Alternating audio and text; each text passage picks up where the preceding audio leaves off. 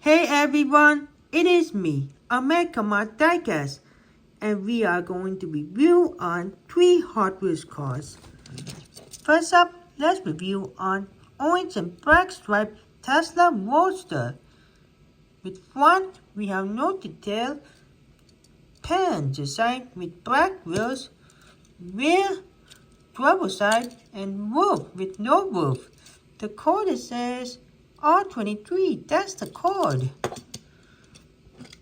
Let's review this Hot Wheels white with a recolor of Rimac and Nevera with white. With front, we have no detail, passenger side, rear with spoiler, driver side, and roof. The code says S23, that's the code. And let's review this Hot Wheels a recolor of Aston Martin Vantage GTE with white, orange, and black stripe.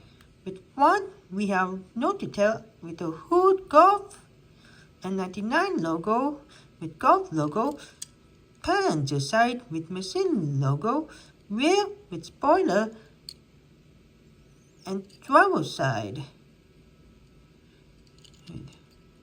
And the roof, the code says S20, that's the code.